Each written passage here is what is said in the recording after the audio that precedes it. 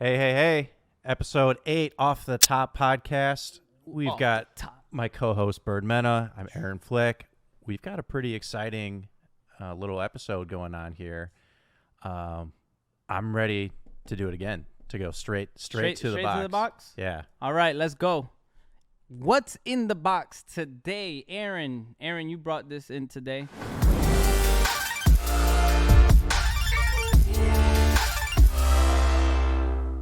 I don't know if you want to take a peek in it.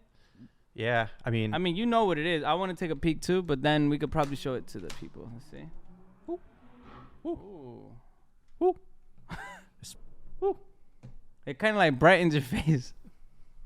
Nothing needs to brighten this face a little bit. But, right. You know, we actually have a special guest here that I want to debut this one on. This is pretty special stuff that's in the box this time around. And let's give it to our guest to open up.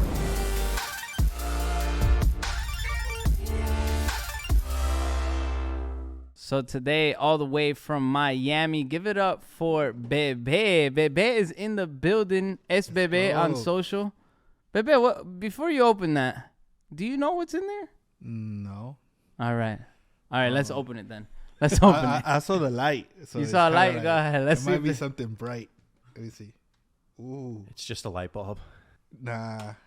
Something shiny here. There you go. What? Yes, sir. What is it? So that is the gold detailer LI from Wahl. So if you remember the gold cordless magic clip that we shared in our last episode with El Bori Barber, now we have a matching trimmer. So we give the people what they want. It has that same blade technology that you remember from that gold cordless magic clip. So it's got the diamond titanium coated blade. So that blade actually runs cooler. It's still the same T-wide blade, the same tooth dimension. So if you're familiar with the detailer, it's going to perform, the same. But that coating, like everything is cooler. And it's just a really, really sharp. Here, hold it up to that cut. camera right there. That's your camera. Now we can match it now. Yeah, so now of course you got to match with your cordless magic clip. Again, we got that beautiful gold look. Black After screws. seeing it, look at these glasses that came up. Oh, I'm in love. I love it. Let me see. Can I see it? You got that emoji face now. Wow. And they'll match? Yeah, so it's gonna match, and then it's still like the detailer LI is like our number one trimmer. Like it's barbers are obviously super familiar with it. It's got our most powerful rotary motor. It's very ergonomic, so it feels great in the hands. It cuts well. You can zero gap it.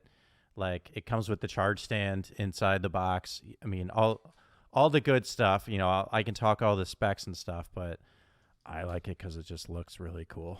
It looks awesome, and it'll match your new magic clip. So this is a worldwide release, and again, same with the gold magic clip. This is like full time. This is not a limited edition. Not limited edition. This is full time. Love it. And this blade technology, like it really is something special. And I think once people get it in their hands, they can see again. It's got that corrosion. It's not corrosion proof. I can't say guarantee no rust, but it's definitely a lot safer when you're using any chemicals, when you're using your Wahl Clinic clip to disinfect your tools. Like it's going to help on the corrosion side, but then there's just the performance it's pretty awesome. It's pretty sweet. You heard it here, guys. Well, hopefully you guys get your new detailer to match your magic clip if you already have it. If not, then here's your chance to get both. So we got Bebe in the building. Bebe, what's your first name? Carlos. Carlos. Typical Hispanic name. Everybody does know. Well, on the last episode, we had Luis. Name. Yeah, it's like you could even find like the keychain in Disney with Carlos on it, and Pedro and Juan. So Carlos is from Puerto Rico originally. When did you're now in Miami. How long have you been in Miami now? Like 4 years now. I decided to go to Miami after Hurricane Maria hits Puerto Rico, and decided to start it fresh in Miami. And how was that for the hurricane? Well, it was kind of tough. It was a really life-changing moment, I would say. Even though I didn't lose my home or anything. I saw a lot of people that did, like my mother-in-law and stuff like that. But having two kids, one like 5 and the other like a year and a half, is kind of tough when you have no power for like 3 months and nowhere to get anything else because you had no internet, no phones. You had money in the bank, but you couldn't go to the bank because you didn't have no system. You didn't buy gas or water or ice, but you need to have cash. Or so if you don't have cash, you didn't. Like, it took the whole like military thing to bring us food like almost 2 months. When I first got like that meal thing that they give you, it was like crazy. And were you already cutting hair then? Yeah, I was a barber. I've been a barber for like 18 years now. So that's what I was doing back then.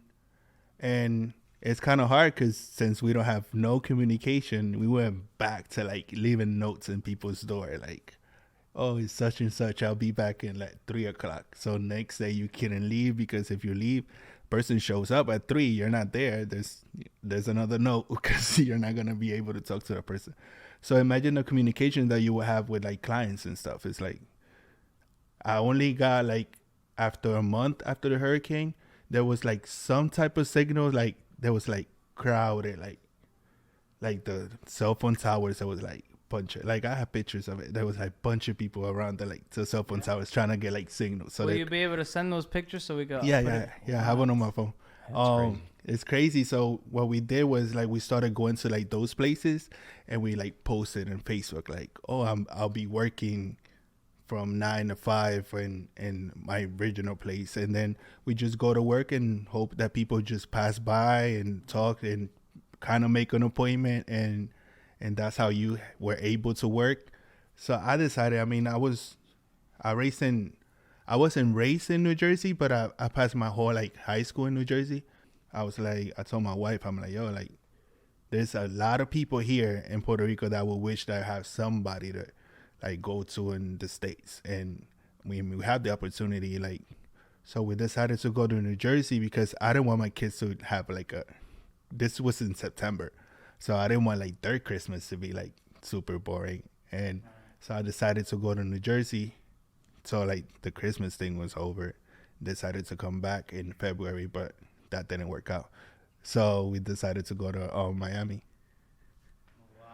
It's crazy. Yeah. It's crazy how like you just take for granted, situations that like, I mean, having your phone all the time, being able to have that kind of communication. Just, we take for granted just that we have power and electricity all the time, and we can go to the bank and go to the ATM right now. Like it was kind of like what we deal with the pandemic, but just take the whole internet and phones away. It's kind of the same. That's literally all we did was be on the internet during. It wasn't that bad when we was like in the pandemic, because it's like, at least we have freaking Netflix and all of this stuff. But imagine not having that and not able to talk to nobody. Yeah, it's crazy. It was crazy. That's tough. I was actually gonna be my first time in Puerto Rico right before it hit, and unfortunately I wasn't able to go. But still to this day I haven't been able to go. So hopefully one day I'm there. What part of Puerto Rico? Vega Baja is 30 minutes away from San Juan. That's what I always say. I ask like I know like where. I mean, a lot of people don't know, so don't feel. I haven't, but my roommate in college is from Mayagüez, so. Okay. Yeah, Mayagüez is like 2 hours and a half. I say I know like 2 cities, but. That's on south, but it's close to Ponce, which is like another big city from Puerto Rico. I heard of them. Yeah. I want to go. Absolutely. So now you're in Miami, and it's actually been really cool to see you grow on social media. So I've been following you for a long time, and you have grown as a brand, as a person, as an artist, and even as an educator over the past few years. Now you're in Miami. What is it that you are working on now? I hear that there's a little studio. Yeah. What is it now where you're at? Now I'm opening my own studio with my wife. I mean, she's a nail tech, so we always have this like. Back to Puerto Rico, I was supposed to own my own salon with my wife in October, and then the whole September thing happened, so we couldn't do that. So it was always like that dream that we had. But since we went to Miami, we were like doing our own little thing and trying to figure it out. And now finally we have our own studio, which is gonna be like a private type of thing, but still working with a lot of people. I know like studios like now it's like one person in a suite and all of this, but it's gonna be 4 of us. So it's gonna be 2 nail tech, a stylist, and me as a barber. Your studio looks sick. Thank you. Have you seen it yet? No, I haven't. Oh man, we're gonna put up a picture here. It looks sick. I love it. It's very artistic, concrete all over the place. It's a beautiful set of stairs, like amazing views. I'm gonna go there and get my hair done because I need to get it done.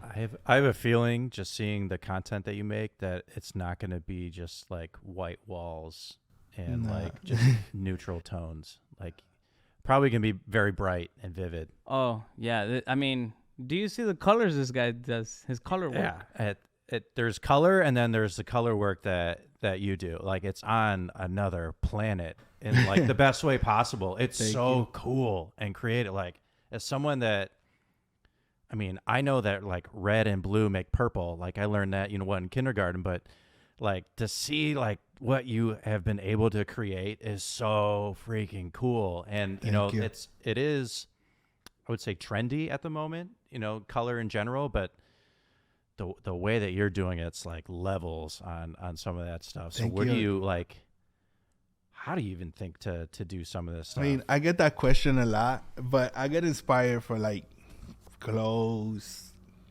art, I mean, helmets, whatever. Like I see color and I just save it. And then when I get somebody in the chair and they always tell me like, oh, do whatever you want, I trust you, whatever, I just go back to like all those colors. And then I look at that and then look at what I have at the moment, the colors that I have, and I'm like, I think this color will match with this one. I think it will be a nice combination. And honestly, like when I create something, I don't have like a plan of it. That's what I like about color, because being in the barber industry this long, it kind of like gets repetitive like fast. And that's one thing that makes me want to like, I'm not saying not want to be a barber, but it gets to a point that it becomes like a regular job. Routine. Yeah. A regular, okay. And to me, barbering was that escape from like normal stuff, It was a way of creating something different, a way of expressing myself, even though like the client asks for something specific, but you always have that touch, even though you're getting a fade, you always have a different style of doing your face. I mean, we could do a fade together and it's not going to be the same. Even though it's a mid fade. I mean, we do it steps different and it's like the process is different. So that's what I like. And once like doing barbering for so long, that's when I started looking for other stuff to do. And I mean, I went into cosmetology to learn color, but then the color was like, okay, I don't want to do just like brown and blonde. I want to do something else. No, I love it. I mean, you've been able to do my hair. Mm-hmm. We did the collaboration with Soul, Wahl Professional and Disney for the Soul movie. And I was in Miami at the time. And we actually created this very late. Right? Yeah. It was very late. Yeah, we finished like 4. We finished at like 4 a.m. that day. And he put like, we'll put it up on the screen, but he put we put a bunch of colors on my head. Like it was just very, very cool. And it's just crazy how much process it goes. Like, and obviously all the stuff you do now, like, is just insane. It's like masterpiece. Mm-hmm. Like as you're speaking, I'm looking at your hat, and I'm sure like you look at that hat and you're like, yeah, that's why I'm gonna do this at some point, right? Yeah, that's why I got it. I saw it at the store and I was like, oh, I like those little flowers. Can you do something with that? And I just bought it. But it's inspiring. Like everything around us is inspiring. And when you have a creative mind, or even though if you're trying to learn stuff, the best way. I remember when I started drawing back when I was little, I always used to like trace stuff. And then I decided not to trace because I kind of felt like I was just like doing the same thing of somebody else's. So I started looking at stuff and drawing it and then having my own little twist to it. And that's I think that's why I'm like that with color, because it's like drawing on people's head, kind of. I mean, when designs was a thing with the trimmer and the lines, I was big on that too. But then it became like popular, and a routine, and then I'll switch to something else. So I'm looking forward to what's next for the trends, industry. right? You're just ahead of the curve. I love it. The trends are changing. They change fast. So I know for like 100% that there's new things that are inspiring you.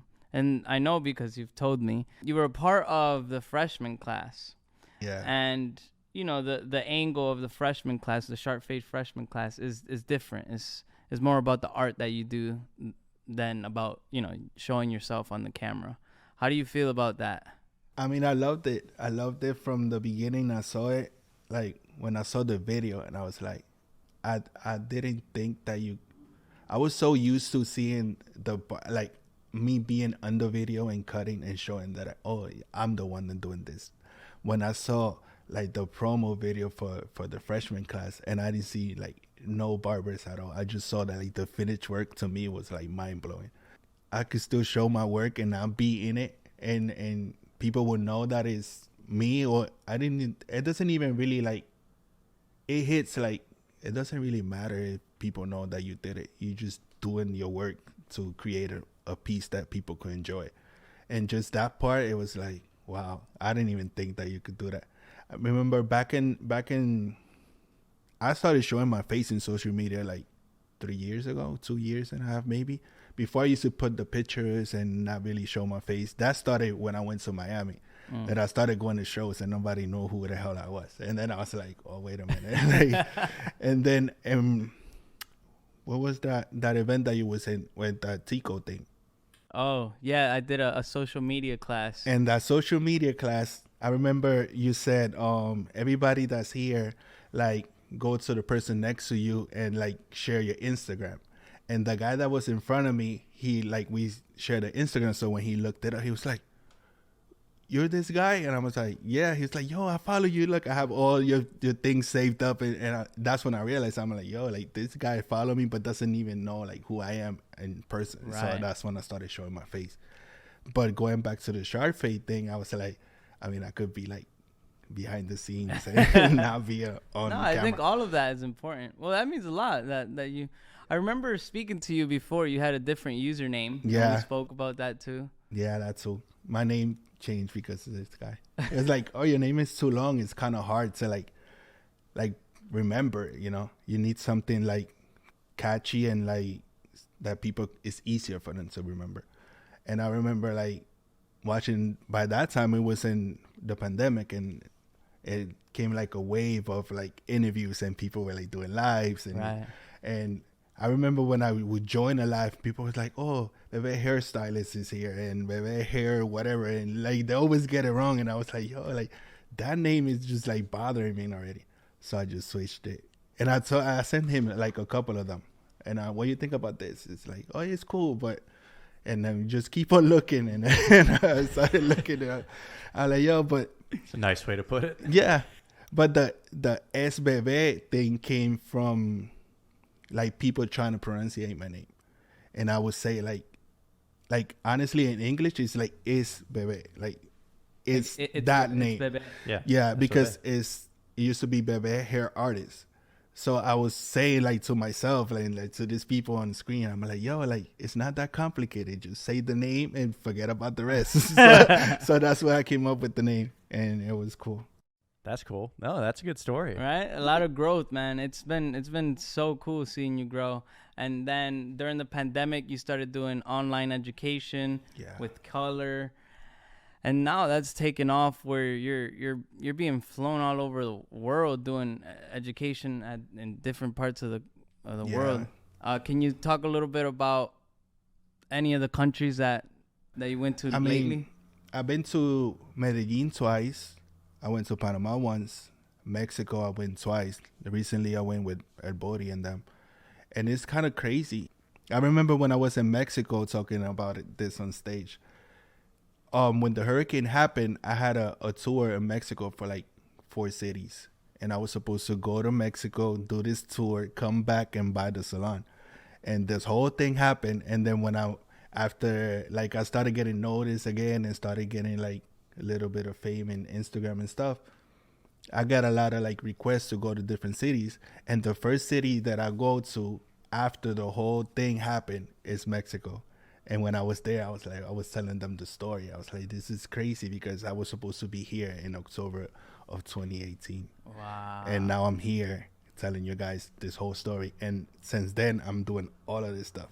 Cutting artists, doing all of this stuff, learning how to do color and teaching color and another way of teaching color in the different like areas that you could explore the color without just not doing the blondes and the...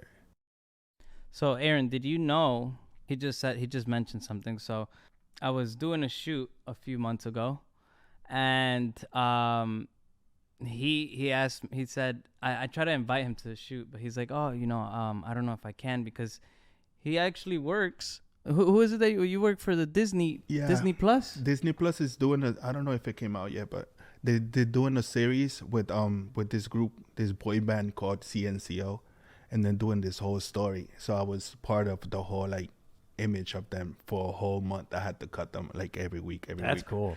So I was telling him, I really want to go to the shoot, but I'm supposed to be there on Monday.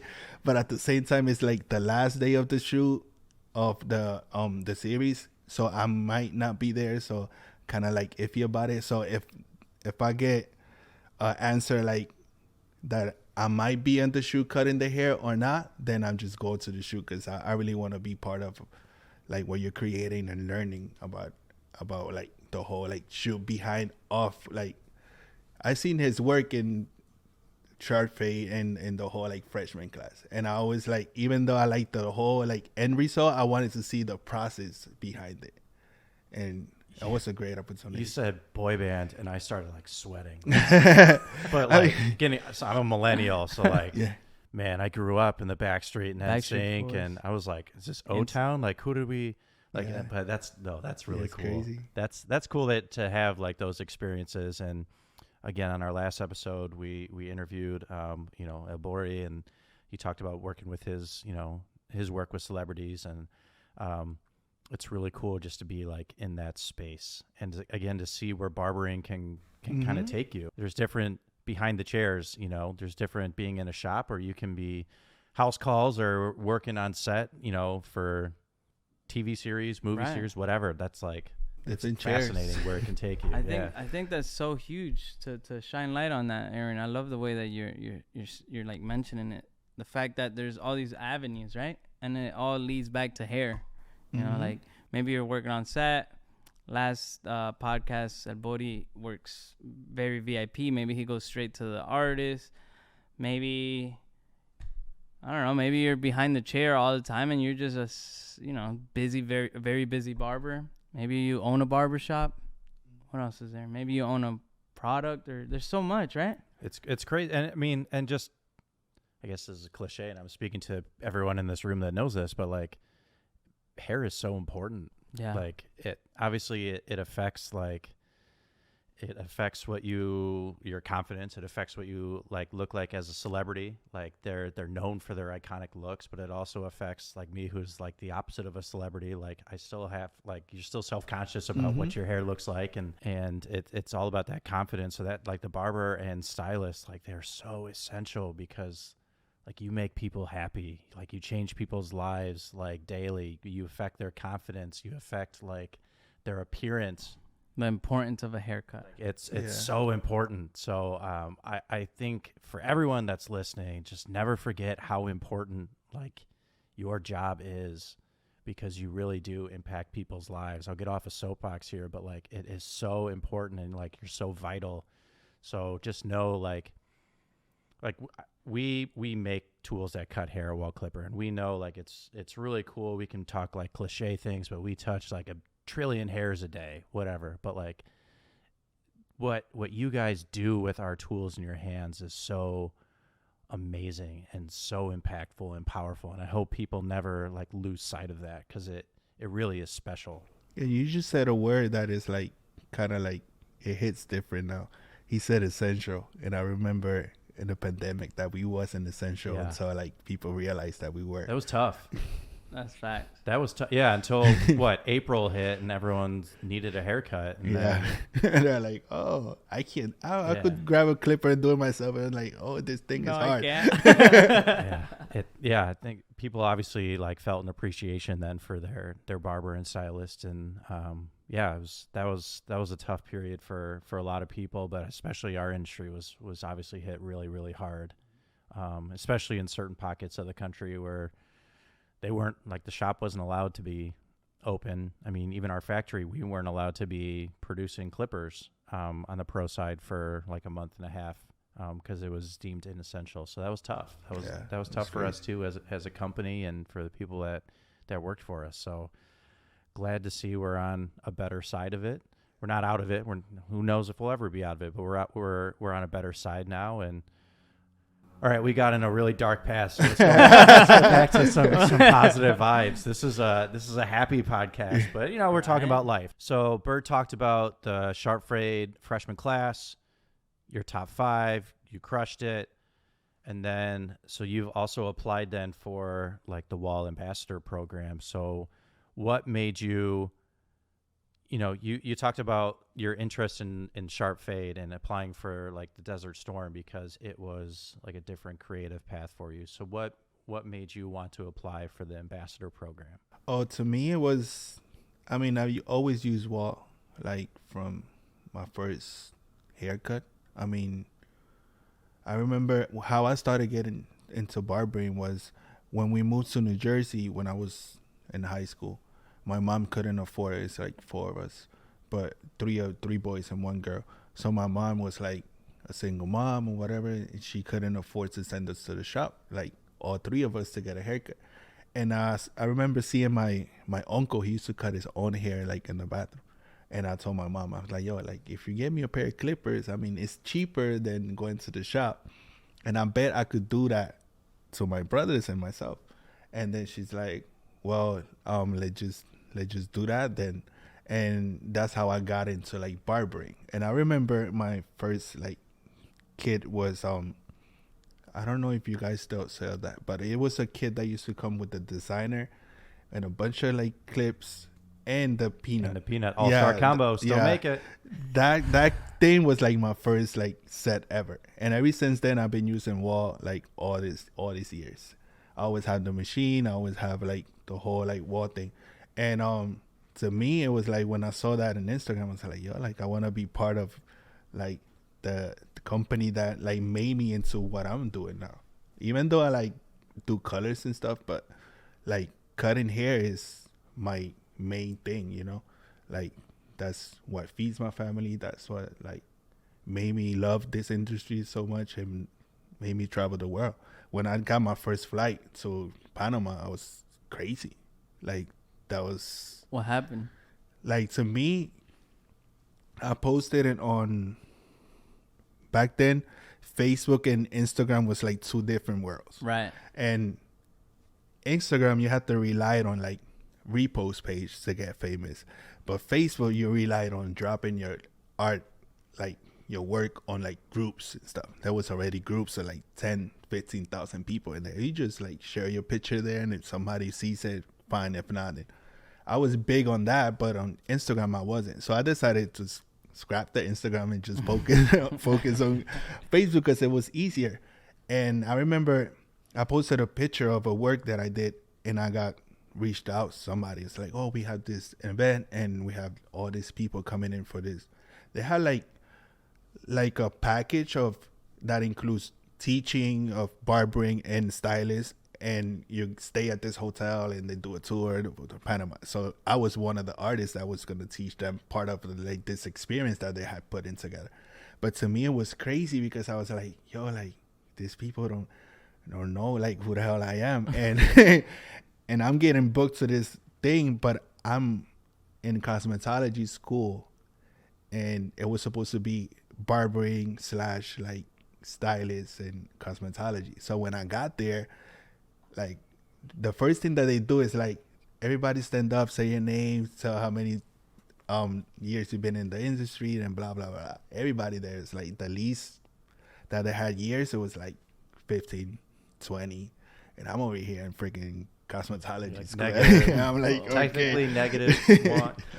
I'm like, oh well, I'm Carlos and this and that. I'm still in school, but I've been a barber since all these years. And that was crazy to me that a clipper could make you travel the world without, like, mind you, like when I grabbed the clipper, it was to like cut my brothers. It wasn't a thing that I wanted to be. After I finished high school, I wanted to be a mechanic. Like, I always been into cars and stuff. So to me, I was like, oh, I'm gonna be a mechanic. I'm gonna fix cars and this and that. Barbering was a thing that I really loved to do, but I never saw it as a career until I was in Puerto Rico, like cutting hair to my friends and stuff. But I still was working in construction. I wasn't even a full-time barber.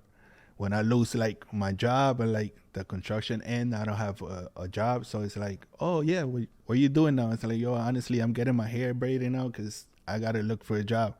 And then the girl that was braiding my hair, she was like, but don't you cut hair? I'm like, yeah, I cut hair, but I cut hair like in my house, in the freaking like basement, like you said, you know. Right. And then she's like, yeah, but I know a friend. And she called this barber and she's like, oh, I got this guy, like he's really good. And then I went there and then he's like, oh, just bring a friend, let me see how you cut. And that's when like life changed for me. And I was like, oh, I could like really make money off of this. Like, I was making money, but it wasn't like, Yeah. it was like $5 for like, I would go, let's say I would go cut Byrd's hair, and then he told me, oh yeah, I come by on Thursday to cut my hair. And then Thursday comes, he's like, yo, my father, my uncle, my nephew wants to get a haircut too. So I'm like, cool, I'm getting all this money. And when I got there and I cut all these people, and then I leave home for like $40. It's like $5 a head. It's like, Wow. It's not even life-changing money. So to me, it wasn't like a thing, but I just really loved doing it. Right. So once I started getting into the barbering, like working in the shop, and I started making money, and I was like, oh, like this thing is like a real, like, I wish I would have known this like a long time ago. I would have never been working in freaking construction under the sun instead of being in AC doing what I love. Well, it's, you know, it's a part of your journey and your Yeah. story. But yeah, I totally feel you. I think there's a lot of experience that we have. Or like, man, I wish I would have known this like 5 years ago. Like, I would have gone on a different path.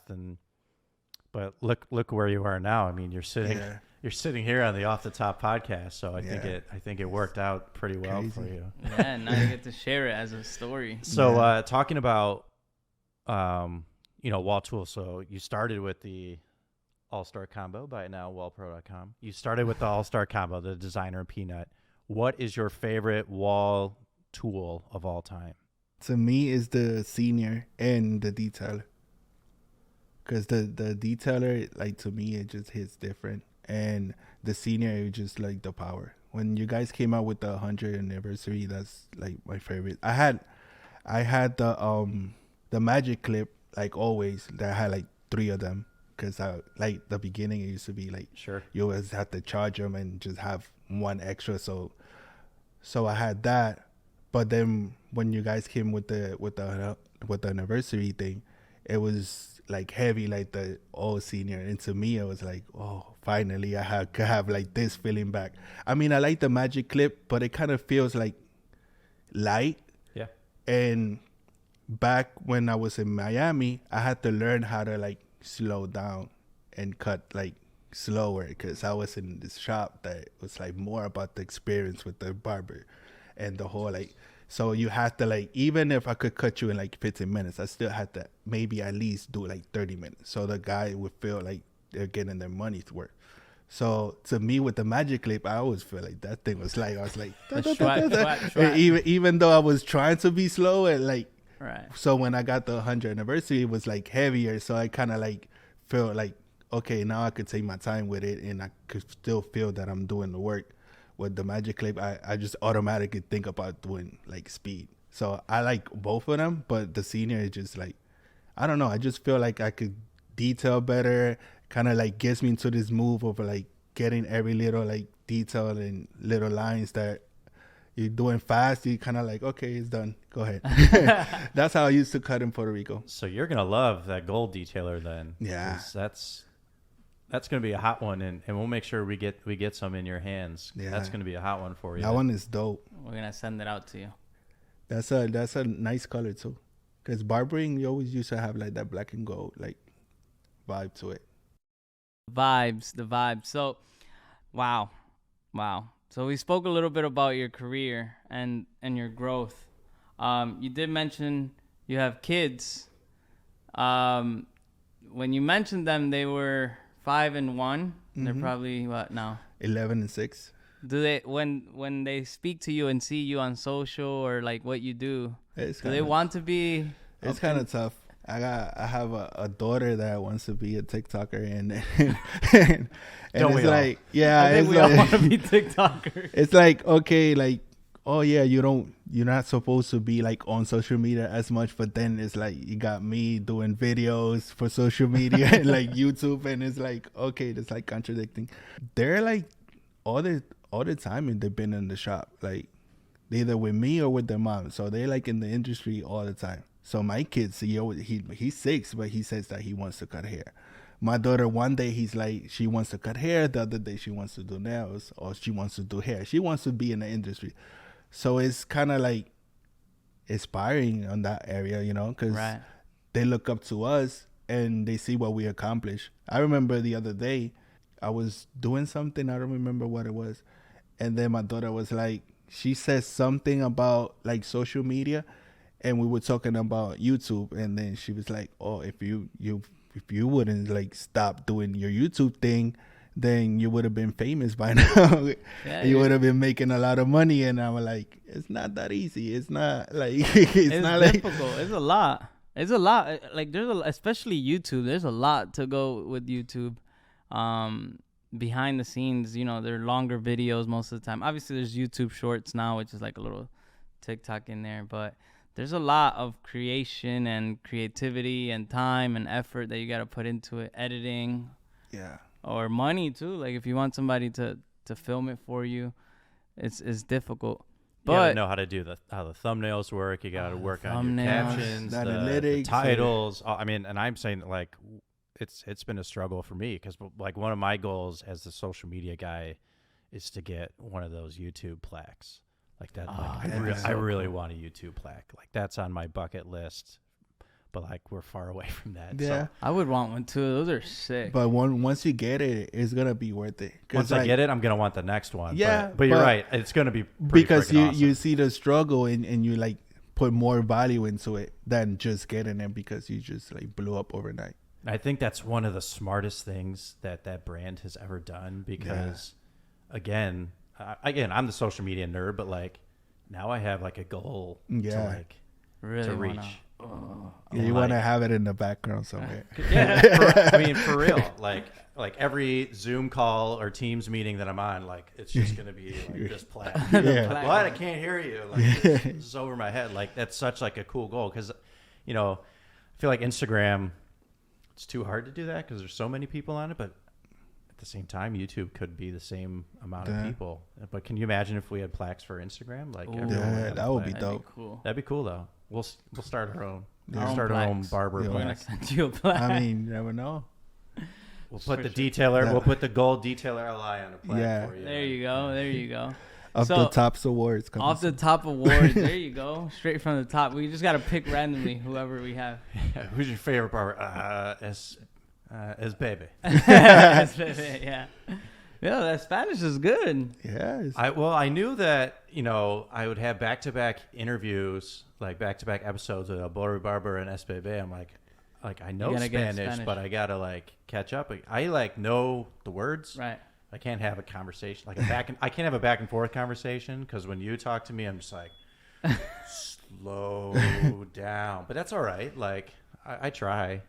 Speaking of Spanish, I mean, it's so cool to hear you speaking in English because you're very like you speak a lot of Spanish in your day to day, and today you speak English perfect, bro. Yeah, very well spoken. Yeah. I mean, I don't really like.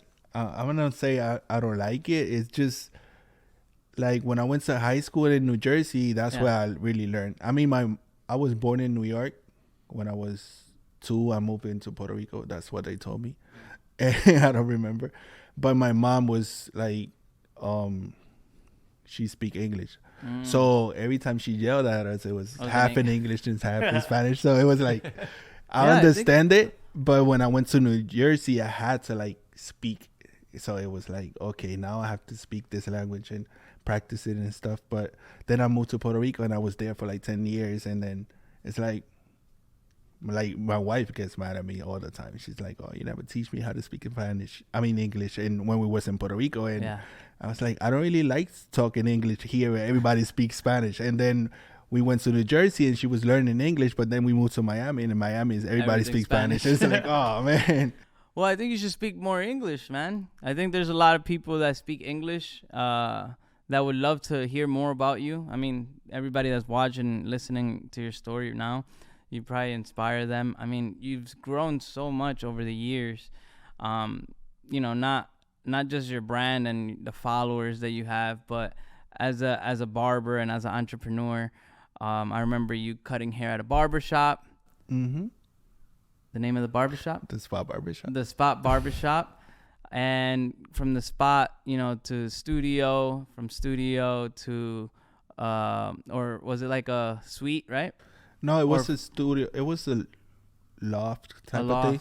And now you have your own. Now I have my own. Look at that, you know, and now traveling the world, going to airports and having people waiting for you when you land in a different country. It's crazy. You literally had that. Yeah.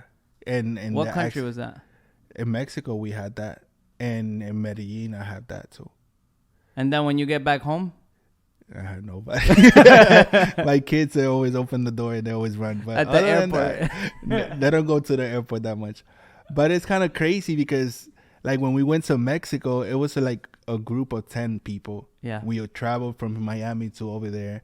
And we lived this whole experience. I was like, even if we were like eating hot dogs at 10 o'clock at night, there was like somebody would pass by and stop. It's like, yo, can I take a picture with you guys? And like, you really inspired me. And we started talking and all of this stuff.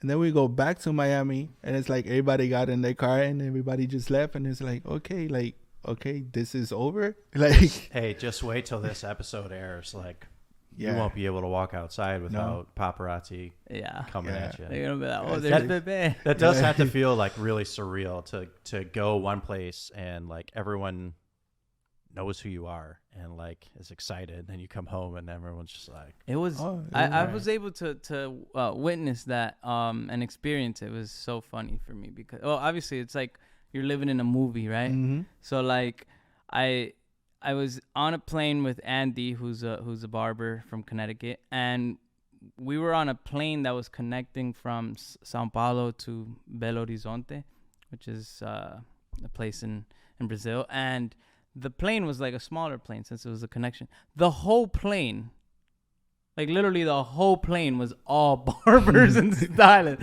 And we're like sitting in like the middle row somewhere, like middle of the plane. And like, we keep noticing that they keep looking back. Like everybody was just looking back and looking at us. And I'm like, do you think they know? Like, you know, like, and at the time I didn't really know, like in my head, and neither did Andy. We didn't know that that existed. You know, it was like, you know, we were used to doing shows here in the U.S. and it's kind of more, it's not as like, you know, wild like football fans. Yeah. You know? So we're on the airplane. Everybody's just looking back and looking forward. Like, oh my God, you know. When we landed, it was like that. Yeah, it's crazy. Everybody was waiting for us. And we're like, yo. Question. I don't want to interrupt your story, but were you wearing that outfit? That's a good question. I actually got this in a thrift store in I don't know where, but no, I wasn't wearing this outfit. So that might have been why you got some looks. Like, yeah, only a few people can pull it off. Well, if I was wearing this, it would probably be even crazier. But I wore this because today I fell in love with the new detailer, the glasses, and then this because we got Bebe in the building. So. But yeah, that was an experience of a lifetime. You know, you get there, you have all this love, and then, you know, when you come back home, at the time I was younger, so I was still living with my mom, so she would pick me up at the airport, and she's just like, hi, and you're just like comparing the two. Yeah. The difference is just insane. You know, I land over there and it's, Sharpie Fagey. That's how my name is in Brazil. Sharp Fade. Sharpie Fagey. And then I get home and my mom's like, estoy aquí. I'm right here. And you just like compare the two. You're like, wow. Andale, amigo. Andale, come on, let's go. You know, hurry up. And I'm sure that's how you. Yeah, it's crazy. And And I remember in Medellin, when I finished the class, there was like this whole line, you know, you get those little lines that people are like waiting to take pictures and do a little video, like, oh, say, give a shout out to like this person and that person. And I'm like, yo, like so many names. And then I remember this guy was like, yo, like, I really need to get this like video out because I need to go back to home. And I'm like, what you mean? Like, I did the video and I asked him like, where you going? He's like, I gotta catch a bus and I have to take like, it's like 10-hour drive. I was like, what? You just took a 10-hour drive just to come here? He was like, yeah, I just wanted to meet you in person. And when you come back home, and it's like, you got me here all day, and it's like normal. But but when you go to those places, and when you're like in social media and you have this following and all of this stuff, sometimes you kind of forget like what you're really doing until you meet people in person and they tell you the stories. It's like a reminder. And they tell you like how much you mean to them and how much you like change their life. And there's people that haven't thought about doing color, and then they're like, oh, ever since then they saw me on stage, and now they're doing color and they're growing so much, and it's life changing. I remember when I used to look up to people, and now I get to inspire other people too, and it's kind of crazy because you're never like, once you start doing it, not thinking of that is like crazy. But if you're like growing, thinking, oh, I'm gonna be famous, I don't think it's like the right way of doing it. Because once you get the fame or you get the exposure, then it's like, now what? You don't have nothing to look forward to. Right. So if you guys could start like doing your journey without thinking of that, it would be perfect. And one thing that I learned from this whole like pandemic and the whole like hurricane thing is like, one thing that we need to value more is our time. It's something that money and fame, nothing, like I said, like we had money in the bank, but we couldn't take it out. We had connections, but we couldn't reach out. And we had all these years of barbering and all these years of being established in a job, and it was taken like that in both sides, in the hurricane and in the pandemic. And it's like, you start valuing more the time than the whole like fame and money and growth. And something that really like changed me was that like, time is so valuable that you can't replace it with anything.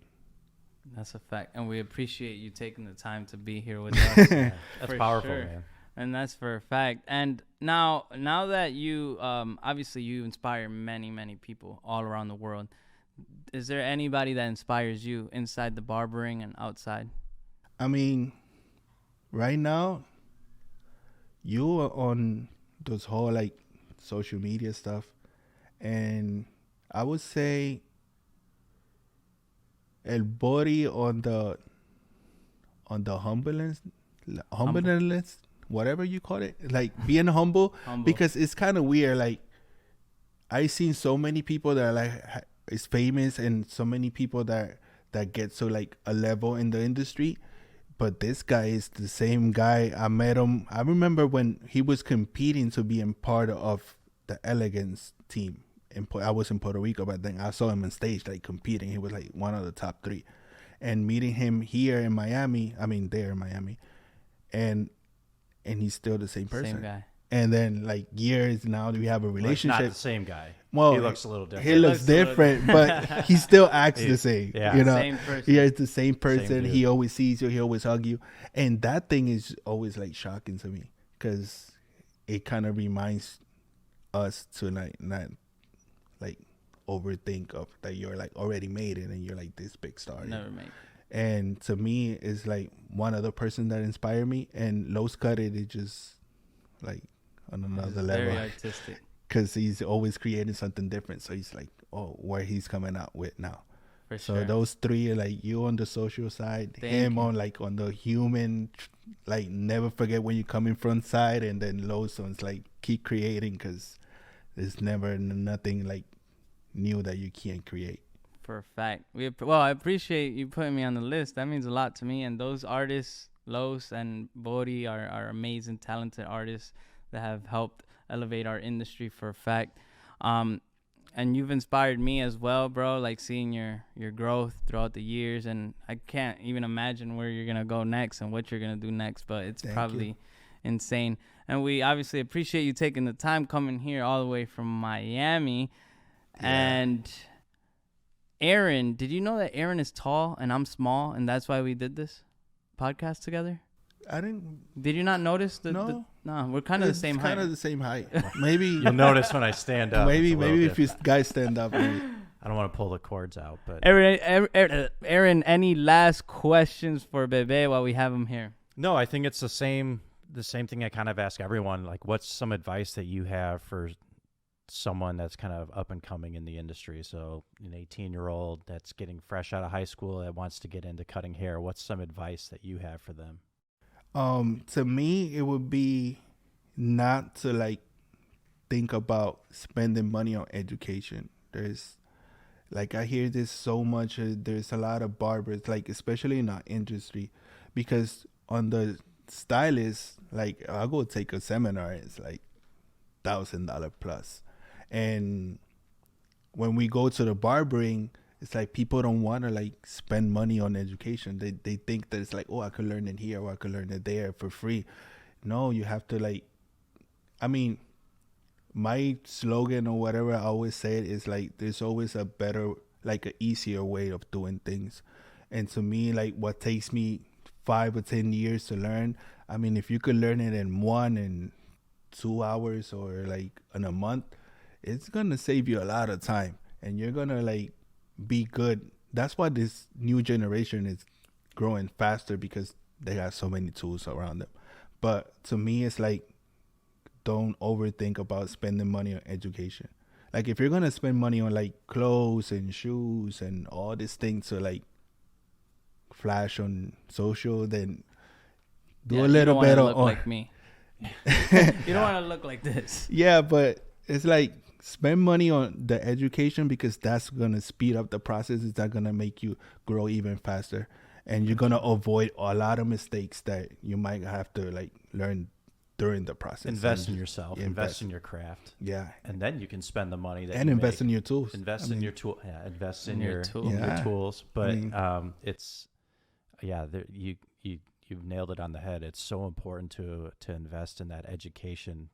And it doesn't matter if you've been in the industry for 25 years, for 5 years, 1 month, like there's always something new you can learn, and to continue to push yourself and educate is only going to take you to another level. So I love that message.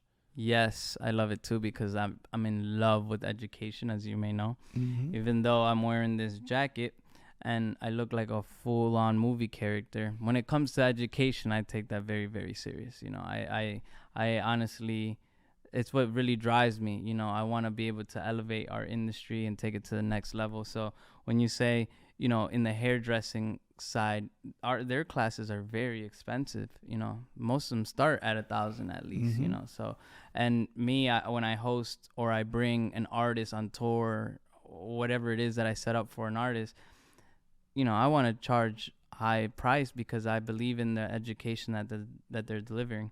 And obviously, like, that's why I'm very picky on who I work with and so on and so forth, or who we bring to this country and that country.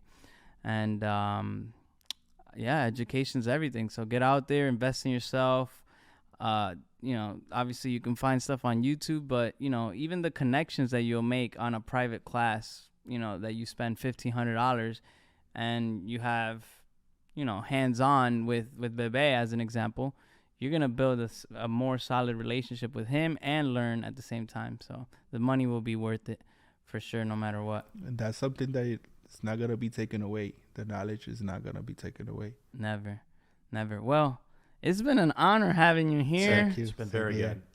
This was an awesome interview. Like, this is Thank really you for having me. fun to connect with you and to like just hear your life story. Like, a lot of this stuff I had no idea about. So it's one of been the really craziest stories. I mean, I love this podcast. This is one of my favorites. I mean, I didn't know about the hurricane. That's like, you went through a lot of ups and downs, and that inspires me, you know, because we didn't know that. Everything here is off the top. So it's not like he came here, we knew what he was going to say. So we really appreciate you sharing that with us and, you know, shining light on all the stuff that, you know, we take for granted sometimes, you know, that was taken away, but you got through it, you know, and you're still killing it, and we look forward to seeing you again very soon. Amen. At a class, or, you know, who knows where we'll see each other. Yeah, we want to keep you in the Wahl family, and we look forward to keeping this relationship going on. But this has been awesome, so we appreciate it. It will be an honor. Thank you. So everyone, make sure you follow SBB. Ooh, I pronounced that correctly. SBB, yeah. Follow him on Instagram. Follow all of us on every social media channel that ever exists. And it's been real. We'll see you on the next episode. Yes, sir.